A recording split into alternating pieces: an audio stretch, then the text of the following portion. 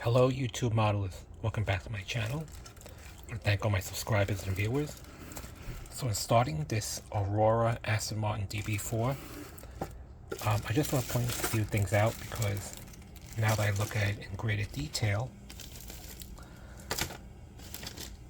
this is the Aurora kit.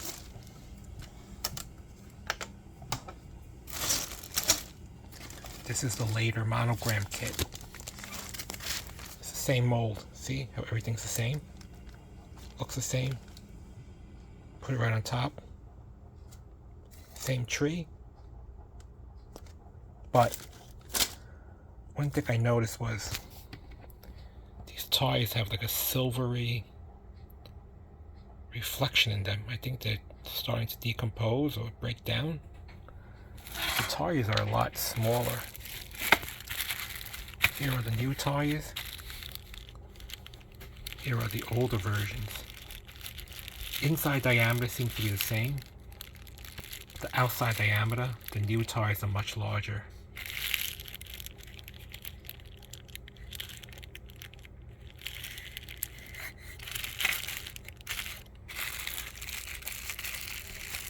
So just want to point that out. Inside diameter is the same, but the old tires, the outside circumference is smaller, while the later release has a larger tire outside. The chrome seems to be the same.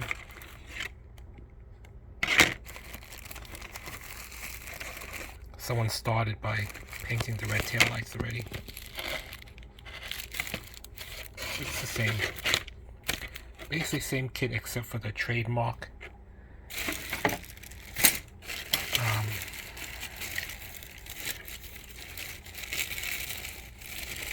Except for the trademark stamp here. Aurora Plastics, 1965, the round Aurora. And so that's the major difference.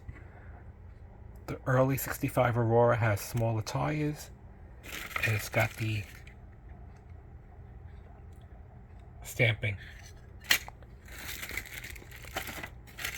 But they're the same.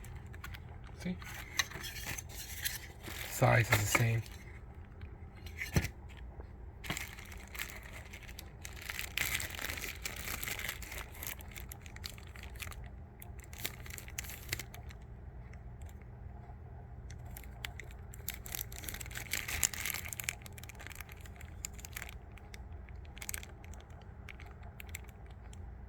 Revell monogram, 1978.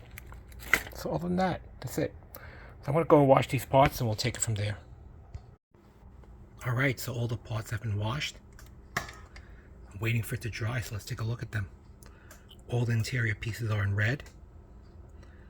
If you notice, the rear seat is not molded in. That's nice. I think I'm going to paint the carpet black. The rear seat. That's the corner pieces. But one thing I want you to notice, because I've built this kit before, is the front seats. The seat base is separate from the backrest because if you notice, it's a pin on the backrest that goes into this hole, which allows the front seat to be pushed down as if a passenger was going into the back seat. So that's how detailed it is. It's actually a working feature of the backrest that pushes forward. Of course, the rear is the rear seat is separate. It's very deep ridges in there, nice, crisp, and clean. It's gonna make for one hell of an interior. The door cards, or the door panels, has the cranks molded in. Very sharp casting or mold. Got the kick panel, the textured kick panel.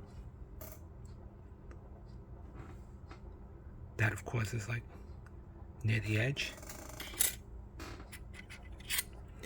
These are the seat backs. Next, let's take a look at the white pieces. So this I know are the door frames. And then the doors. So that's how detailed it is. It's got door frames or window frames. The doors. The white wall inserts. These look like the wheel, the disc brakes. See the calipers. The calipers are a little chunky, but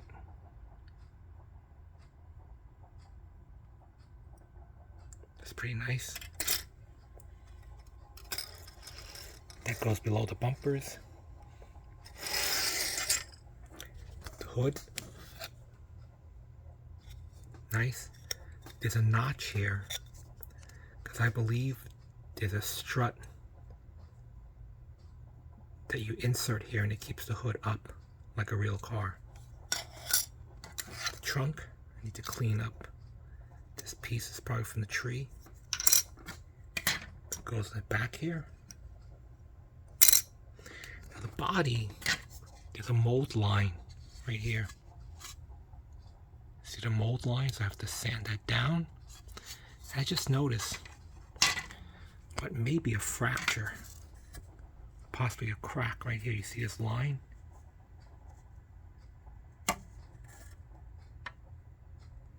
So I have to see if I can sand it or fill it in. The tires. There's a indentation for the white wall if you want. See that little discoloration? It kind of looks like a gasoline oil spot, like a rainbow color. But anyway, that's the insert, or you can flip it over and use the black walls if you choose. And if you notice, there's 5 wheels because they provide one for the spare tire you can stick in the trunk. Engine block.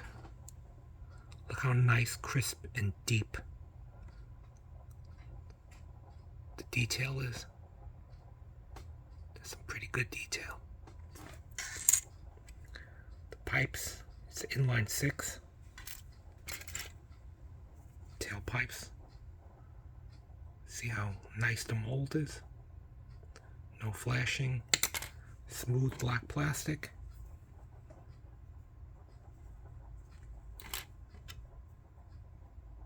This is the front suspension.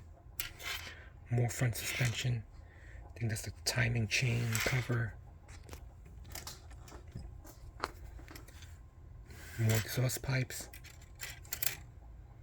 Engine parts, like the intake.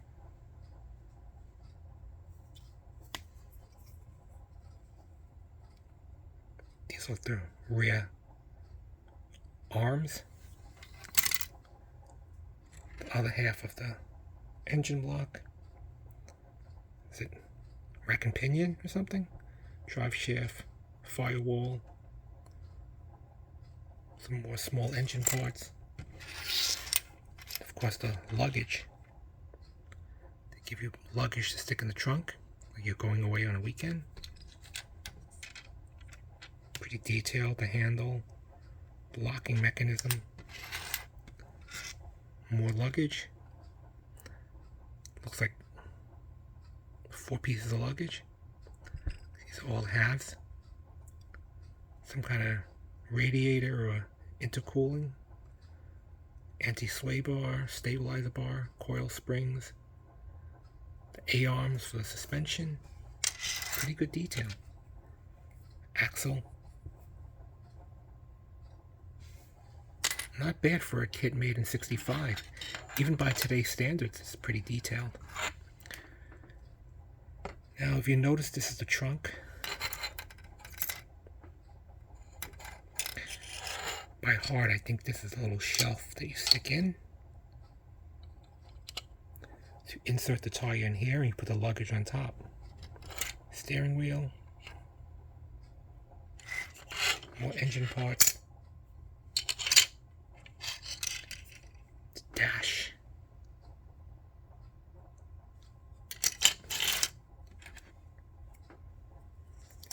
This kind of looks like, I don't know, whether a firewall on the rear deck. I don't know. Maybe a firewall. nice big wraparound chrome bumpers. Now I don't know whether because the kit was old it has this yellow spores or mold, or maybe the chrome didn't reach it. I may have to take a toothpick and see if I can clean it out, or I'll have to spray a little bit of chrome in there or black wash. Again, there's 5 because one is a spare tire. That looks like some kind of manifold that belongs on top of the engine block. The knockoffs. Someone started to paint the tail lights, but I'm probably going to have to take some paint remover and remove it. Rear view mirror. It's pretty nice. Here are some spare pieces. Looks like someone already started to paint the radiator hoses, so I may have to remove it with paint remover so I can start all over again. And here's glass. If you notice, it's not a wraparound glass. It's individual glass for each door. Remember I mentioned there was a door frame? Right over here. I believe you can either put it... I believe you can either put the window up, half down, or completely leave it out. So I think the driver's side may be no glass, and maybe the passenger side the glass will be up. But the glass is pretty cool. That's the rear. That's the front. Not too bad. It's just to clean up the body a little bit, like I said. The little unexpected crack or fracture there. And the mold line. Okay, so that's it. I'll be back when some of the parts have color on them. Alright, just want to let you guys, I was able to use airbrush cleaner to remove the old paint that was on there pretty good, so I'm virtually starting from scratch. The red is off the tail lights, the flat black is off the radiator hoses, and I just noticed either these are not the original tires and someone swapped them out, or the tires shrunk, because the inside diameter seems to be correct, but the white walls are not going to fit. So either the tires shrank, or these are incorrect tires. The previous owner swapped them out. So it looks like I'm going to have to use the black walls, because it seems so low profile. The white walls are going to make them seem even smaller. Or I make a lowrider Aston Martin.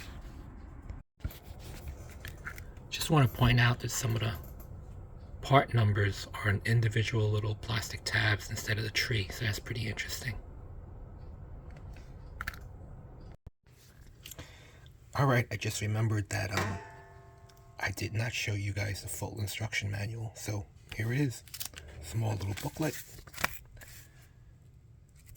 History of the Aston Martin. The print is so small.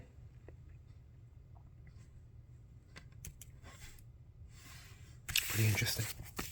Okay, so let's start taking a look at it.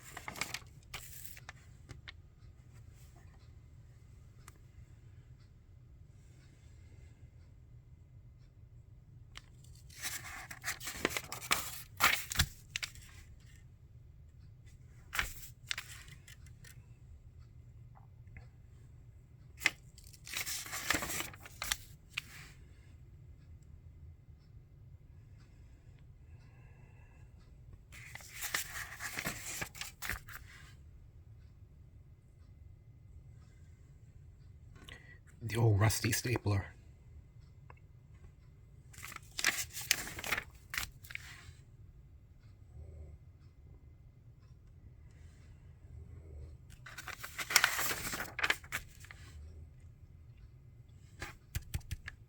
Old paint set from Aurora.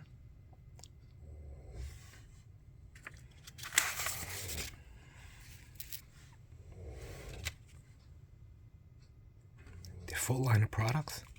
Okay, so I just also want to take this opportunity to thank all my subscribers, viewers, and supporters, because I just recently hit 1,000, and I want to wait until I go over 1,000, because as you guys know, all of us get the subscriber trolls that sub to us because they want to sub in return, and then they delete the sub afterwards. So for me, I usually go up like 3 or 4 subs, and then I lose 1 sub.